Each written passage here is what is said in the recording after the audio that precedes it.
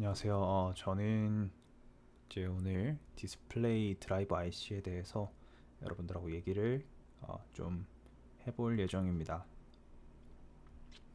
어, 우선 저는 지금 전기전자과를 전공을 하고 있고 이렇게 영상을 찍는 이유 중에 가장 큰 이유는 일단 열심히 발표 자료를 만들었는데 한번 쓰고 버리기가 좀 아까워서 그래도 영상이라도 간단하게 만들어서 필요한 사람들이 보면 좋지 않을까 싶은 생각이 일단 첫 번째고, 어, 저도 이 DDI라는 거를 이번에 처음 공부를 하게 된 건데 뭐 제가 배운 것도 다시 복습하면서 좀 설명을 드릴 수 있으면 좋지 않을까 싶어서 이렇게 영상을 하나 만들게 됐습니다.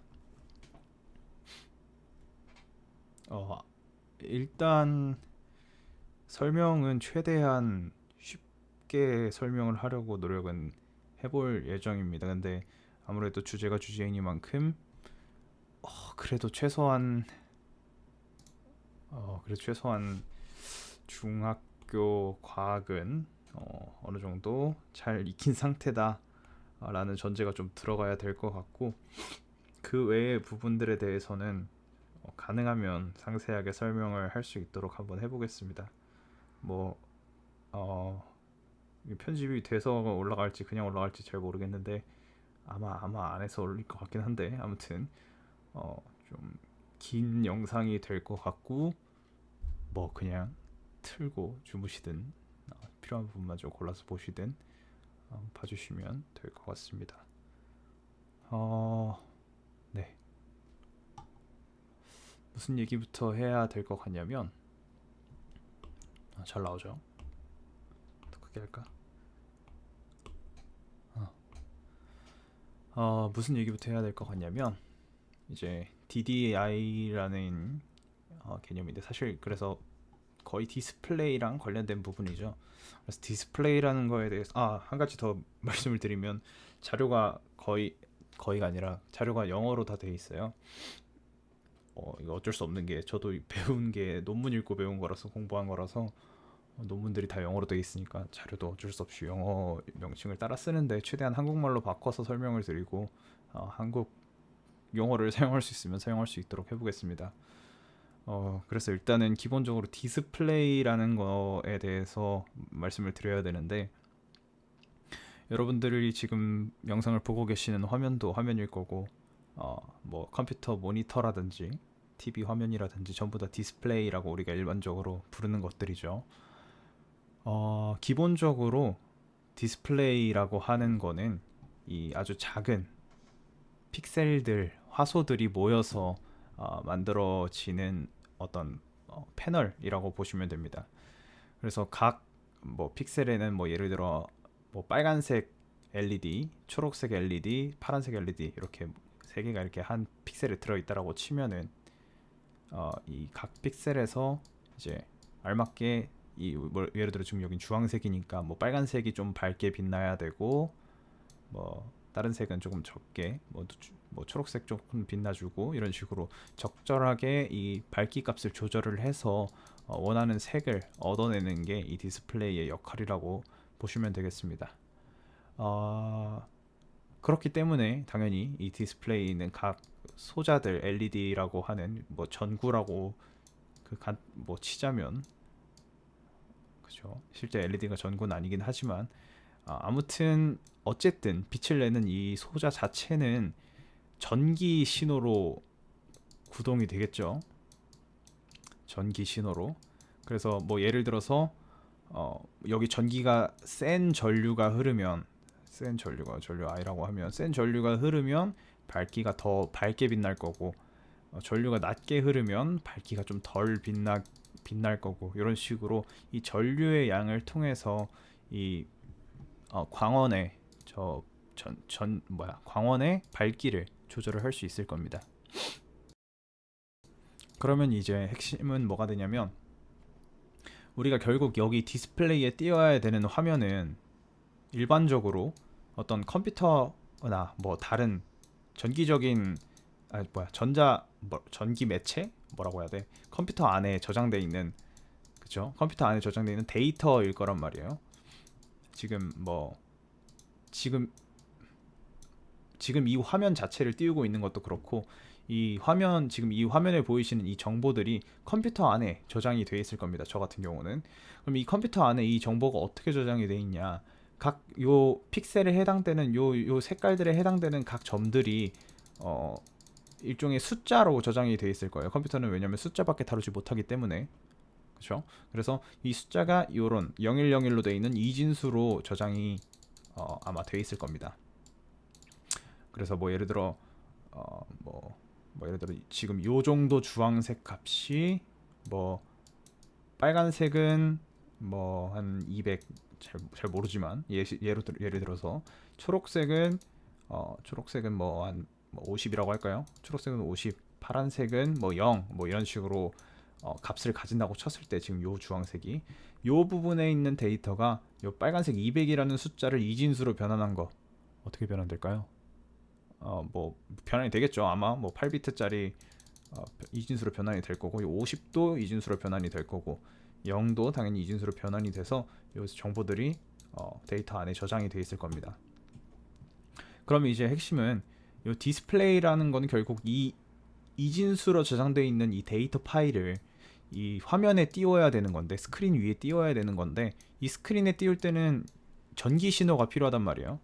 전기 신호가. 그래서 요 이진수라는 데이터랑 전기 신호 사이에는 분명히 어떤 간극이 존재할 거예요. 바로 얘가 될 수는 없겠죠.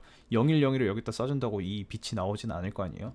그래서 이 사이에는 요 이진수 데이터를 이용해서, 이 바이너리 데이터를 이용해서 실제 전기 신호로 바꿔주는 어떤 일련의 과정이 필요합니다. 그래서 그 일련의 과정을 총괄하는 녀석이 바로 이 디스플레이 드라이버 IC, DDI라고 줄여서 이해를 하시면 좋을 것 같습니다. 그렇죠? 그래서 이 디스플레이 드라이버 IC DDI가 어떤 역할을 하는지 구체적으로 조금 더 이제 설명을 드릴 것 같아요. 한 가지 더 말씀드리면은, 저도 이 분야를 배운 지 이제 막 배운 거라서 정확한 설명이 아닐 수도 있고, 좀 부족한 설명 부분이 있을 수도 있고, 설명 들으시다가 더 이해 안 되고 궁금한 거 있으실 수도 있는데, 답글을 달아주시거나 어떻게든 알려주시면은 제가 할 수 있는 선에서는 다시 공부하고 더 이해하고 해서 다른 답글을 드리든 설명 영상을 또 만들어 보든 해보겠습니다. 저도 지금 공부를 하고 있는 거니까 같이 공부할 수 있는 시간이 되면 좋겠네요. 그래서 이 DDI라는 거를 조금 더 세분화시켜서 보면은 이런 형태라고 좀 더 간단하게 볼 수 있습니다. 복잡하게 생긴 것처럼 보이는데, 사실 이 부분이 아까 앞에서 보여드렸던 요 실제 스크린에 해당되는 부분이 될 거고, 나머지 요 파트가 이제 따지자면 DDI가 이 스크린에 빛을 이렇게 신호를 보내주는 부분이 되겠죠. 그래서 여기 이 컬럼 드라이버라고 적혀있는 요 부분이 굉장히 핵심적인 파트 중에 하나인데, 이 컬럼이라는 게 결국 뭐냐면은, 지금 이 보이시는 요 한 줄, 이 각 줄이 컬럼에 따지자면 해당이 되거든요. 그래서 이 컬럼 드라이버는 요 각 줄에다가 데이터를 보내주는 역할을 한다라고 이해를 하시면 될 것 같습니다. 그쵸? 이렇게 하시면 될 것 같고, 여기 보시는 스캔 드라이버 IC, 이 녀석은 뭐냐면, 이 컬럼 드라이버가 데이터를 보낼 건데 한 줄에 한 번에 한 줄밖에 못 보내요. 여기밖에. 그래서 이번에 여기를 보냈으면은 다음번에는 이 녀석의 데이터를 보내주고, 그 다음번에는 이 녀석의 데이터를 보내주고, 이런 식으로 얘가 이 가로줄 몇 번째 줄에다가 이 신호를 보내줄지 타이밍을 조절해주는 역할을 하신다고 보면 되겠습니다. 왜 한 번에 그러면 다 보내지 않고 이 각 줄마다 이렇게 보내느냐라고 물어보실 수 있는데, 일단은 얘가 만약에 이 모든 픽셀에 대해서 전부 다 데이터를 한 번에 보낸다면, 얘가 지금 가로 5 곱하기 세로 5짜리잖아요. 그러면은 적어도 이 컬럼 드라이버에서 25개의 전선이 따로 빠져나와서 각각 연결이 돼야 되고, 이 컬럼 드라이버가 25개의 정보를 다 따로따로 계산을 해야 돼요. 이게 지금 25개면은 그러려니 할 수도 있는데, 얘가 지금 우리 쓰는 모니터 화소가 어떻게 됩니까? 잘 모르지만 아무튼 엄청 크죠? 되게 일반적으로 더 픽셀을 많이 가져가고 싶어 할 거고, 얘가 엄청나게 가로 픽셀 수도 엄청나게 늘어나고 세로 픽셀 수도 엄청나게 늘어날 건데, 그거를 한 번에 다 보내기에는 그쵸, 픽셀 수가 늘어날수록 제곱에 비례해서 요 빠져나오는 선이 많이 필요하기 때문에 사실 뭐 만들기도 힘들고, 만든다고 효율이 좋을지도 모르겠고, 뭐 그렇죠, 그런 문제들이 아마 있을 것 같습니다. 그래서 결론적으로 채택한 형태는 여기 한 번에 한 줄씩 해서 이 세로로 쭉쭉쭉쭉 해주는 형태라고 보시면 될 것 같고, 그렇죠. 그래서 그 아마 모니터 좀 관심 있게 보신 분들은 거기 뭐 주사율이라고 하는 개념이 적혀 있을 거예요. 요거 지우고,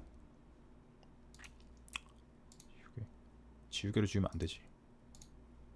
전부 지우고 그냥 다 지워버리고. 그래서 아마 모니터 관심 있게 보신 분들은 주사율이라고 하는 개념을 많이 보셨을 건데, 뭐 60Hz, 144Hz 막 이런 숫자들을 모니터 정보에 막 적혀 있는 걸 볼 수가 있을 거예요. 그래서 아마 아시는 분들은 다 아실 텐데, 얘는 결국 뭐냐면은 모니터가 1초 동안 얼마나 많은 정보들을 보여줄 거냐라는 거겠죠. 그죠? 그래서 1초 동안 얘가 144Hz라고 치면 144장의 다른 이미지들을 1초 동안 짜라라 보여줄 수 있다는 걸 의미해요. 그래서 뭐 FPS 같은 거 하시는 분들은 내가 한 프레임만 늦어도 상대방한테 먼저 맞으니까 이 얼마나 빨리빨리 그 다음 장면들을 받아오느냐가 중요한 요소가 되겠죠.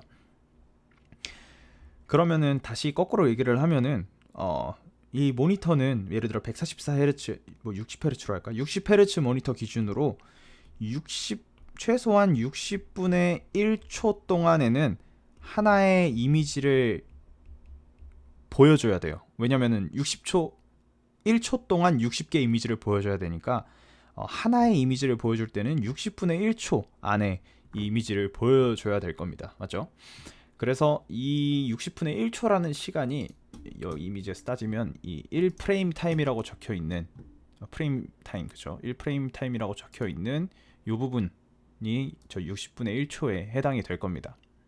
프레임 타임이라는 개념은 그런 거고, 그러면 1프레임 타임 동안 무슨 일이 일어나야 되냐? 한 장의 이미지를 완전히 다 보여줘야 되기 때문에 여기서부터 시작해서 데이터가 하나, 둘, 셋, 넷, 5줄에 전부 다 전달이 돼야 돼요. 그죠? 그러니까 1프레임 타임이라는 거는 이 컬럼 드라이버랑 스캔 드라이버가 각각 자기 일을 다 마친 타이밍이 1프레임 타임이 될 겁니다. 그죠?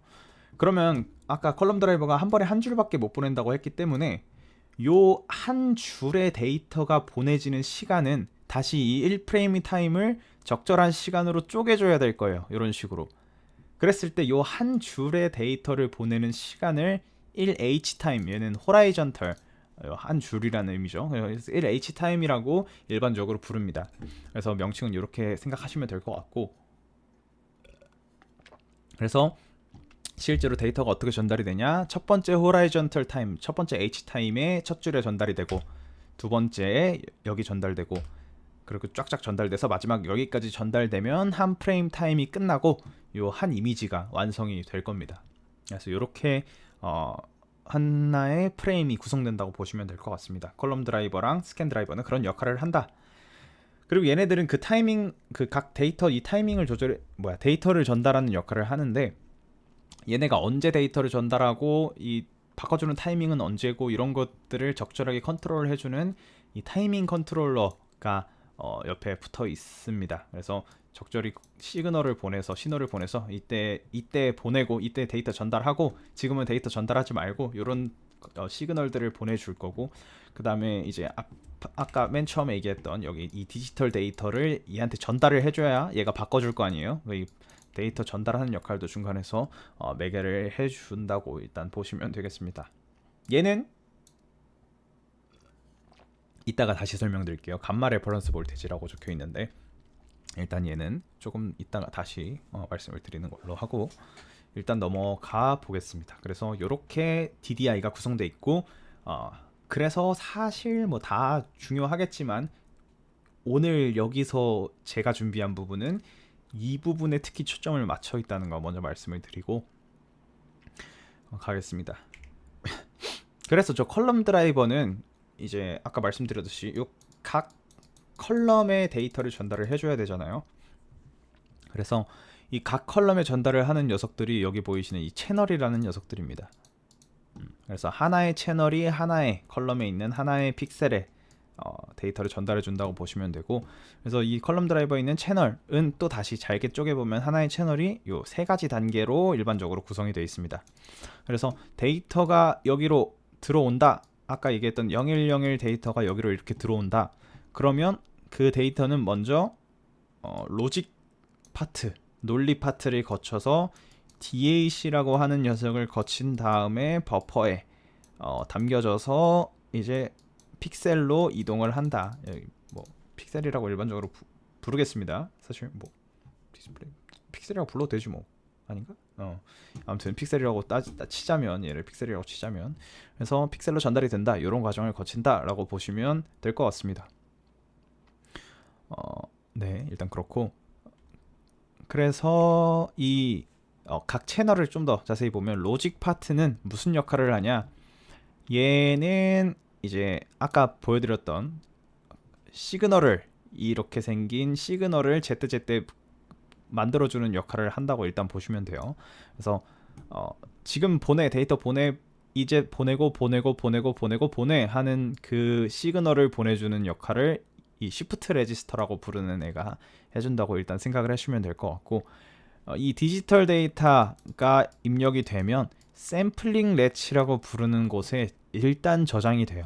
근데 얘는 뭐냐면, 이제 예를 들어 아까 말씀드렸듯이 이 픽셀에 띄워야 되는 데이터, 이 픽셀에 띄워야 되는 데이터, 여기 띄워야 되는 거, 여기 띄워야 되는 거, 여기 띄워야 되는 거, 5가지가 다 있겠죠. 한 번에 얘를 5개를 다 보내야 되니까. 이 디지털 데이터를 이 샘플링 렛치에서는 여기 순서대로 저장을 합니다. 그래서 얘 저장하고, 얘 저장하고, 얘 저장하고, 얘 저장하고, 얘 저장하고, 이런 식으로 샘플링 렛치의 데이터가 이 순서대로 저장이 됩니다. 이렇게 하나, 둘, 셋, 넷, 5개 이렇게. 왜 이렇게 하냐면, 왜 이런 과정을 거치냐면, 그러니까 예를 들어서 이거 뭐 하나 더 말씀드리고 설명을 드릴게요. 홀딩 렛치라고 적혀 있는 이 부분은 뭐냐면, 이 샘플링 데이터에 지금 5개의 데이터가 저장이 돼 있을 건데, 이번에 저장이 될 건데, 홀딩 렛치는 이 5개의 데이터를 한 번에 그대로 받아오는 역할을 합니다. 그래서 얘는 이 5개의 데이터가 다음 째깍 하면은 여기서 한 번에 딱딱딱딱딱 5개가 다 채워지는 현상을 이제 아마 볼 수 있을 겁니다. 왜 이런 식으로 방법을 선택했냐, 여기도 저장하고 얘도 저장하는 건데 왜 저장을 2번씩이나 하냐 하고 물어보시면, 일단 얘는 데이터가 들어오는 거기 때문에 들어올 때까지 시간이 걸리겠죠. 그래서 여기 들어올 때 걸리는 시간하고 여기 끝에 들어오는데 걸리는 시간하고, 이게 지금 5개니까 뭐 그래 보이지만 여기 막 1000개 이렇게 돼 있으면은 여기 첫 번째 픽셀에 들어올 때 걸리는 시간하고 여기 들어올 때 걸리는 시간하고 차이가 날 거예요. 그죠? 그래서 만약에 얘를 그냥 이거 홀딩 렛치 없이 여기 받은 거 그대로 사용을 하면, 얘는 데이터 들어오자마자 여기 빛을 낼 수 있고, 얘는 여기 들어올 때까지 기다렸다가 들어오면 그제서야 빛을 낼 거고, 그죠? 그렇게 되면은 여기서부터 여기까지 빛이 채워지는데 시간이 걸릴 거란 말이에요.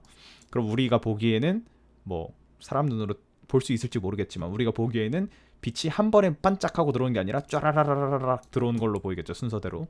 그래서 안 그래도 세로로 쫙쫙쫙쫙 해서 보여줄 건데, 가로로도 쫙쫙쫙쫙 하면 그렇게 썩 좋아 보이지는 않을 것 같다 라고 해서 여기서 도입된 게 이제 홀딩 렛치랑 샘플링 렛치라는 개념입니다. 그래서 샘플링 렛치는 사실 얘기하면은 미리 데이터를 받아오는 거예요. 다음 컬럼에 내가 예를 들어 지금 이 컬럼에 빛을 낼 거야. 그러면은 이 컬럼에 내야 되는, 이 로우에 내야 되는 데이터들을 미리 받아 놓는 겁니다.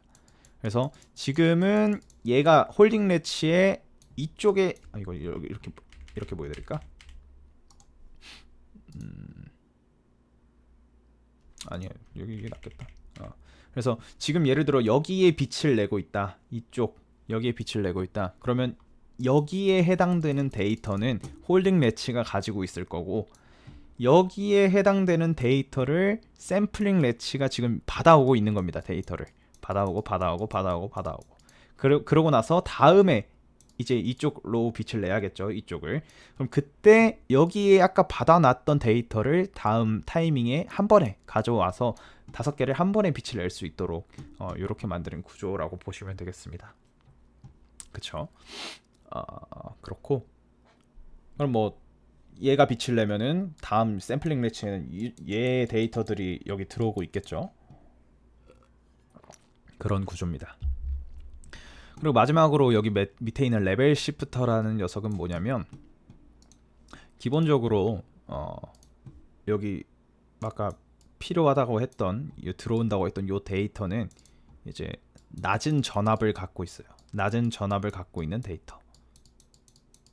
데이터를 표현하는 방법이 있을 건데, 사실 정확하게 왜 낮은 전압으로 되는지 저는 지금 잘 몰라요. 정확하게는. 근데 추측해 보건데 이 디지털 데이터라는 거는 결국 컴퓨터 안에 저장돼 있을 거 아니에요?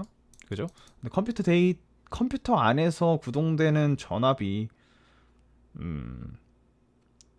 글쎄요. 일반적으로 클지 안 클지 정확하게 잘 모르겠는데, 아무튼 뭐 그런 거기서 큰 전압을 뭐 잘 못 다루나 이런 뭐 추측은 하고 있는데 뭐 정확하게 모르겠습니다. 아무튼 이 디지털 데이터가 낮은 전압으로 들어온답니다. 대충 뭐 1.2V 뭐 요 정도, 2.2V 뭐 이내, 아무튼 5V보다 작은 전압으로 들어올 거예요. 근데 저희가 앞으로 다룰 이 나머지 부분들에서 이 회로에 있는 여러 가지 소자들을 구동시키려면, 잠시만요. 회로에 있는 여러 가지 소자들을 구동시키려면 5V짜리 전압을 만들어줘야 구동이 가능합니다. 왜냐면 여기서 사용되는 소자들이 5V짜리 소자기 때문에. 그러니까 그죠. 그래서 얘네를 작동시킬 수가 없는 거예요. 1.2에서 2V짜리로는. 그렇기 때문에 요 1.2V, 2V 이렇게 뭐 낮은 전압으로 들어오는 녀석을 5V짜리를 일반적으로 이렇게 높은 전압이라고 하는데, 일반적인지 모르겠다. 제가 표현할 때는, 제가 공부할 때는 높은 전압이라고 부르는데 5V까지 올려주는 역할을 이 레벨 시프터가 하게 됩니다. 그래서 데이터가 들어왔어, 샘플링 됐다가 여기로 넘겨졌다가, 여기 지금 낮은 전압이니까 여기 들어있는 데이터를 바탕으로 얘를 다시 높은 전압으로 바꿔주는 역할을 레벨 시프터가 하게 될 겁니다. 그래서 이렇게 높은 볼트로 이제 그러면 데이터들이 다 바뀌었겠죠. 뭐 그쵸. 그래서 요 높은 볼트로 구성된 전압들을 이제 여기로 넘겨줄 겁니다. 뒷부분으로. 그죠? 그러면 어떤 식으로 데이터가 구성이 될 거냐? 예를 들어서, 그러니까 완전 단순화시켜서 여기에 이진수로 우리가 보통 RGB 값이라고 하면은 일반적으로 R에 256까지, G에 256까지, B에 256까지, 보통 아닌가? 더 맞나 RGB가? 뭐 일단 예시로 이렇게 합시다. 256까지로.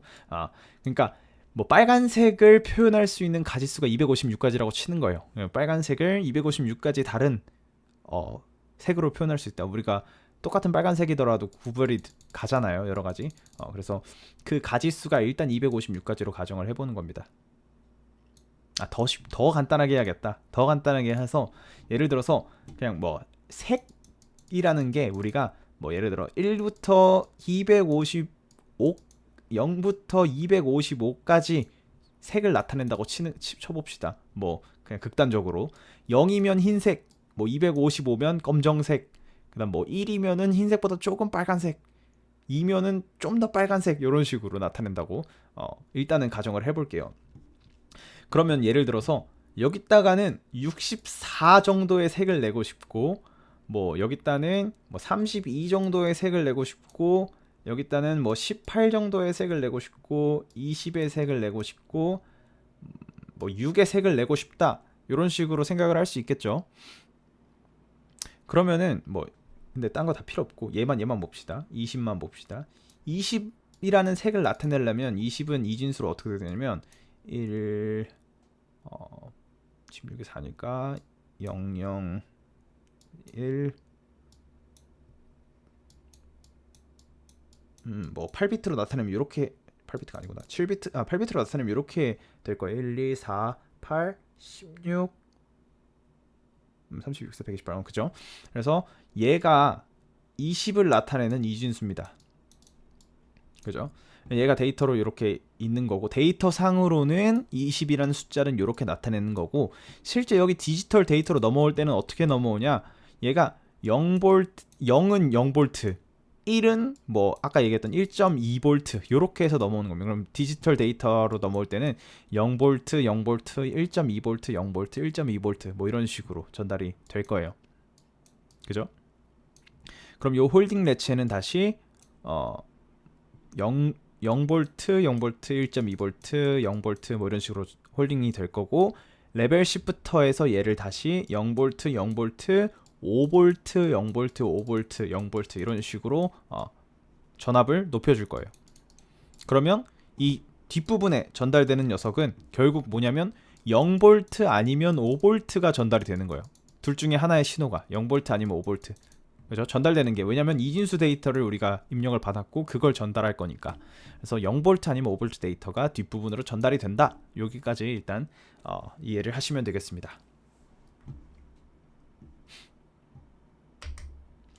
그래서 뒷부분은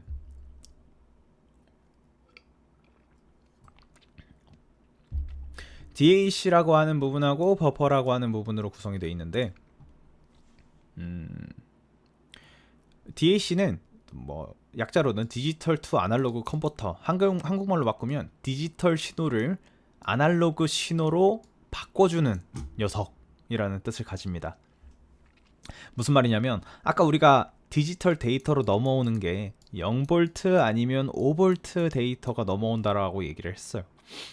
0V라고 5V 데이터가 넘어오는데, 근데 우리가 궁극적으로 필요한 건 뭐냐면 얘를 20이라는 어떤 빛으로 표현을 해야 되는 거였잖아요. 20이라는 빛으로. 그러면 지금 0, 5가 넘어왔는데 뭐 전구에서 여기 20 정도의 빛을 내려면, 예를 들어서 뭐 예를 들어 그냥 그냥 극단적으로 뭐 20A의 전류가 필요하다라고 칩시다. 그냥 뭐 실제로 훨씬 작은 전류가 필요하지만 20이라는 빛을 내려면 20A의 전류가 필요하다라고 해봅시다. 그러면 이 DAC랑 버퍼를 통해서 결국 해야 되는 건 뭐냐면, 이 0V, 5V라는 데이터를, 전압을 20A라는 전류로 바꿔줘야 돼요. 그죠? 얘는 디지털 신호고, 왜냐면 0, 5 두 가지밖에 없는 녀석이니까 그거를 다시 아날로그 신호인 이 전류로 바꿔줘야 되는 겁니다. 근데 이 전류로 바로 바꾸는 건 안 되고, 이 전류를 만들어 주려면 그거에 해당하는 전압이 필요해요. 그래서 예를 들어 뭐 20A면은 뭐 3.75V가 있어야 되고, 뭐 10A면은 1.25V가 있어야 되고, 15A가 전류를 흐르게 하려면 2.5V가 있어야 되고, 이런 식으로 전류에 해당하는 전압을 또 만들어줘야 전류로서 전류를 만들어낼 수가 있어요. 그래서 사실 이 부분의 핵심은 뭐냐면, 이 0V, 5V 이렇게 주어진 정보를 가지고 이 적절한 전압으로 이 전류를 만들어내기 위한 적절한 전압으로 바꿔주는 역할을 이 녀석이 보통 합니다. 그래서 예를 들어서 이진수 데이터로 00, 01, 10, 11 이런 애가 나왔다고 쳐보면, 00은 이제 0이고 얘는 1이고 얘가 2고 얘가 3이란 말이죠. 그냥 숫자로 따지면 이런 데이터가 들어올 건데, 데이터로 실제로 들어올 때는 0V, 0V, 0V, 5V, 5V, 0V, 5V, 5V 이런 데이터가 들어올 겁니다. 근데 얘를 어떻게 바꿔줘야 되냐? 아날로그로 데이터를 바꿀 때는 0V, 1.25V, 2.5V, 3.75V 이런 식으로 바꿔줘야 되는 거예요. 그러니까 두 개의 데이터가 들어왔을 때 그걸 하나의 전압으로, 두 개의 0, 1 데이터가 들어왔을 때 하나의 전압으로 이렇게 바꿔주는 과정을 이 녀석이 수행을 해야 된다고 보면 됩니다. 그래서 결론적으로 DAC라는 녀석은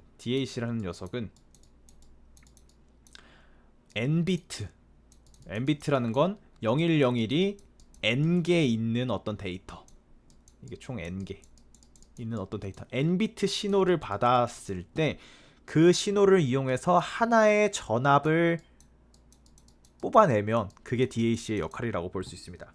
물론 비트가 달라지면 서로 다른 전압이 나와야겠죠. 그래서 n 대 1로 전압을 생성하는 어떤 함수의 개념으로 봐도 되고, 함수, 그죠? 간단하게 따지면 그런 식으로 해석을 하시면 되겠습니다. 그래서 그게 DAC의 역할이고, 여기 중간에 있는 버퍼는 이제 이 버퍼 뒤로 그 픽셀들이 오겠죠. 우리가 일반적으로 회로에서 요 뒤에 뭐가 올지 모르는데 여기 뭔가가 달려 있을 때 그거를 우리가 로드라고 불러요. 그래서 이 뒤에 로드가 달려 있는 건데,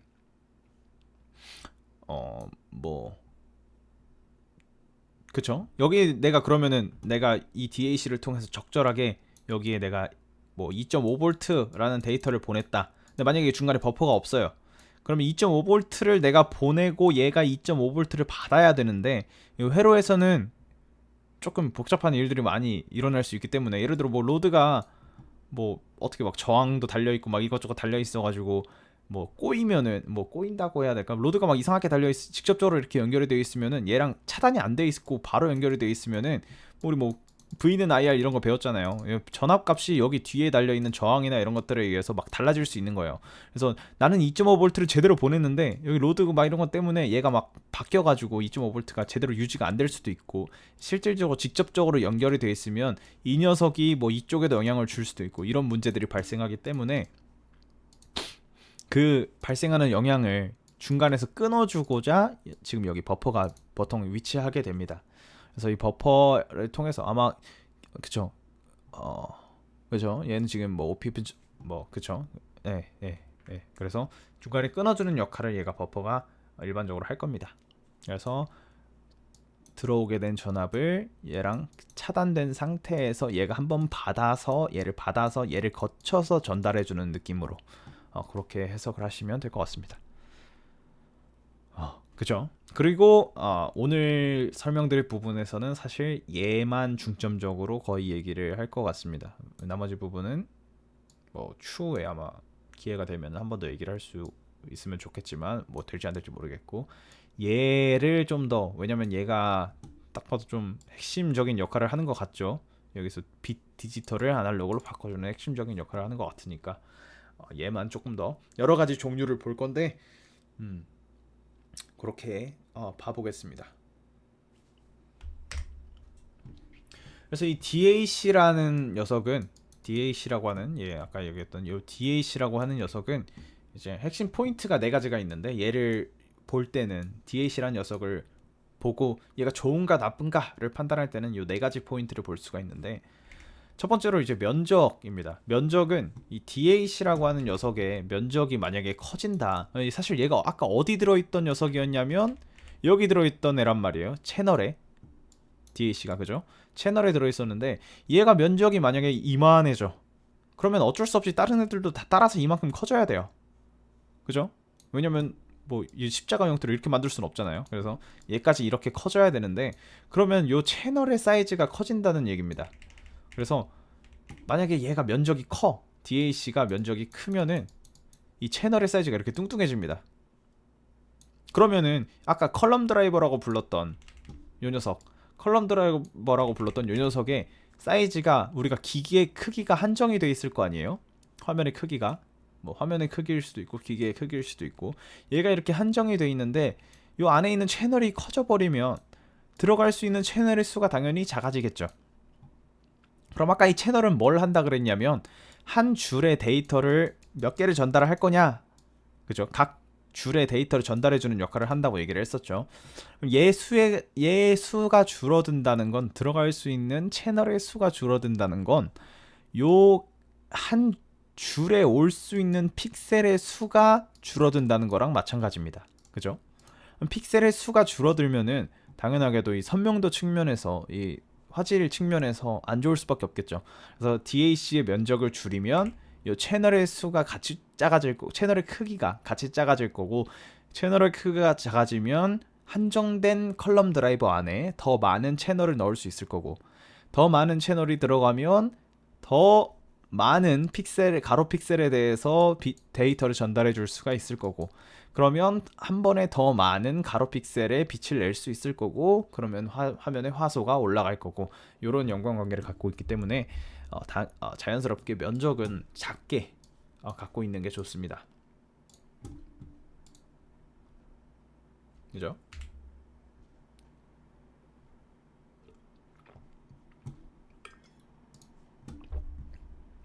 면적은 작게 갖고 있는 게 좋고,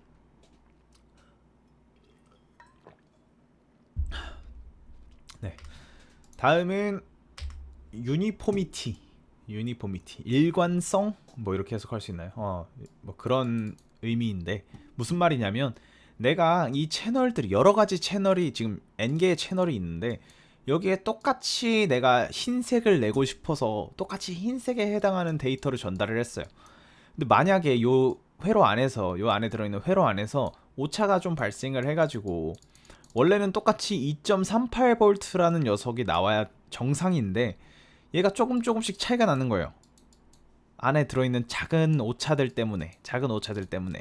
그러면은 조금씩 차이가 난다는 건, 내가 똑같이 흰색을 내서 요런 빛을 내야 되는데, 요런 화면을 얻어내야 되는데, 어디는 조금 어둡고 어디는 조금 더 밝고 요런 식으로 결과가 나타날 수 있다는 겁니다. 그러면 내가 기대한 결과랑 확연히 달라지니까 얘는 문제가 되겠죠, 성능 측면에서. 그래서 요런 일관성, 여러 채널에서 동일한 결과를 얻어낼 수 있는 것을 우리가 유니포미티라고 부르고, 이 유니포미티를 높게 얻어낼 수 있는 구조들을 많이 연구를 하고 있다라고 보시면 되겠습니다. 이 정도로 넘어가고, 하나는 스피드입니다. 스피드는 당연하게도 딱 직관적으로 아시겠지만 DAC가 있다라고 쳤을 때 데이터를 여기서 여기로 바꿔줘야 되는데, 디지털을 아날로그로 바꿔줘야 되는데, 이거 바꾸는데 한 세월 걸려요. 만약에 한 세월이 걸리면 당연히 이 한 줄의 데이터를 전달하는데 시간이 오래 걸리겠죠. 아까 얘기했듯이 요 시간 1H 타임 안에 요 한 줄의 데이터를 다 만들어야 되는데, 그러면 만약에 얘가 길어진다, 이걸 바꾸는데 시간이 길어진다, 그럼 당연히 자연스럽게 이게 길어지겠죠, 전체 사이클이. 그러면 1프레임 타임이 커질 겁니다. 1프레임 타임이 커지면, 그죠? 이거 한 화면을 표현하는데 시간이 오래 걸린다는 얘기겠죠. 그러면 우리 아까 얘기했던 주사율 측면에서도 단점을 가질 거고, 그죠? 그래서 높은 요 디지털 데이터를 아날로그로 빠르게 바꿔주는 빠르게 바꿔줄 수 있어야지 좀 더 높은 프레임 레이트, 아까 얘기했던 높은 주사율을 가질 수 있다라고 일단 보시면 되겠습니다. 마지막으로 컬러 뎁스라고 하는데, 이것도 아까 잠깐 설명을 드렸는데, 색을 얼마나 깊게 다양하게 표현할 수 있냐에 대한 얘기입니다. 그래서 잠시만요.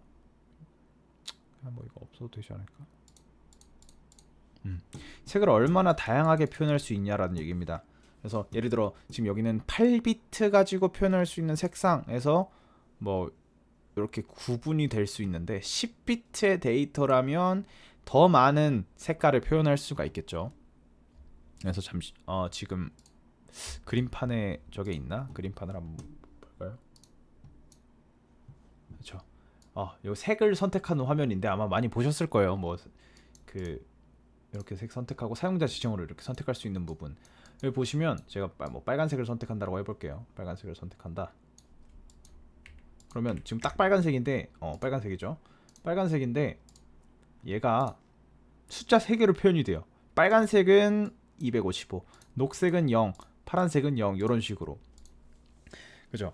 그래서 뭐 예를 들어 초록색이다. 완전 초록색이다. 완전 초록색이다. 그러면 0, 0, 255. 이런 식으로 완전 초록색이면 초록색만 255. 완전 파란색이면 파란색만 여기 숫자가 크게, 나머지는 작게, 이런 식으로 표현이 됩니다. 그래서 그 우리가 일반적으로 사용하는 RGB는 빨간색 0부터 255, 녹색 0부터 255, 파란색 0부터 255, 여러 가지 가지수를 표현할 수 있는 겁니다. 그래서 그 각 색깔들을 조합을 해서 원하는 색을 얻어내는 건데, 예를 들어 뭐 이 정도 색깔이다 하면은 녹색 크게, 파란색 크게, 빨간색 작게, 이런 식으로 설정을 하죠. 요런 색깔이다 그럼 빨간색 크게, 녹색 작게, 파란색 적당히 작게, 이런 식으로 이 색깔들을 조합을 해서 우리가 원하는 색깔을 얻어내는 겁니다. 근데 문제가 뭐냐면, 문제는 아니지만 얘는 빨간색을 최대 255, 아니 256개까지의 빨강밖에 표현을 못하는 거예요.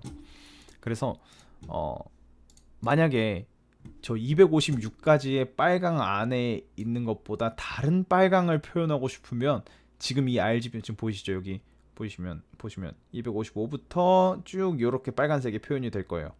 근데 요 안에 있는 빨간색 말고 다른 빨간색을 표현하고 싶다. 그러면은 굉장히 표현이 좀 더 어려워지겠죠.